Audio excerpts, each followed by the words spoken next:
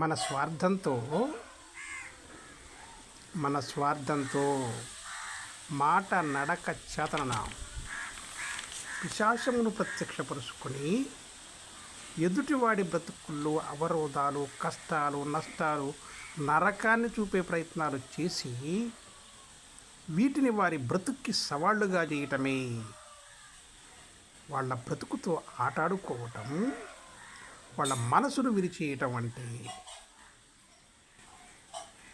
మన స్వార్థంతో మాట నడక చేతన పిశాచమును ప్రత్యక్షపరుచుకొని ఎదుటివాడి బ్రతుకుల్లో అవరోధాలు, కష్టాలు, నష్టాలను, నరకాన్ని చూపే ప్రయత్నాలు చేసి వాటిని వారి బ్రతుక్కి సవాళ్లుగా విసరడమే, సవాళ్ళు చేయటమే వాళ్ళ బ్రతుకుతో ఆడుకోవటం, వాళ్ళ మనసు విరవటం. ఇది మనసు ఇరిచేశాడు, ఇరిగిపోయిందంటారే, ఇలా చేస్తేనయ్యా మనసు ఇరిగిపోయేది.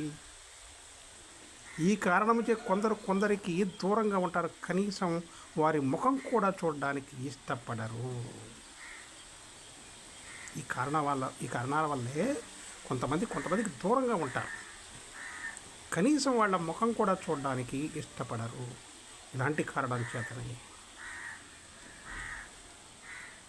అది రక్త బంధాలే కానీ ఏ బంధాలన్నా కానీ ఇలాంటి కారణం చేతనే కొందరికి దూరంగా ఉంటారు, ముఖం కూడా చూడడానికి ఇష్టపడరు. మనసు మొక్కలైపోయి ఇరిగిపోతుందయ్యా. ఇది కూడా వాళ్ళు చూడాలనుకుంటారు, ఇది కూడా వాళ్ళకు కనిపించాలనుకుంటారు. అలాంటి కారణం చేత అలాంటి మనుషులకు ఖచ్చితంగా దూరంగా ఉండాలి. వాళ్ళ ముఖం కూడా చూడకూడదు, అందుకే దూరంగా ఉంటారు, ముఖం కూడా చూడడానికి ఇష్టపడరు. ఇది ప్రథమ కారణం అయ్యా. వీళ్ళు మనుషులు కాదు, పిశాచాలు.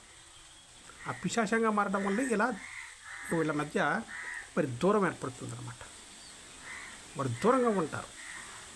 ఇటువంటి పిశాచ మనుషులకు వాళ్ళ ముఖం చూడడం కూడా ఇష్టపడరు అనమాట. ఇలా పిశాచాలుగా మారకండి, గుర్తుపెట్టుకోండి.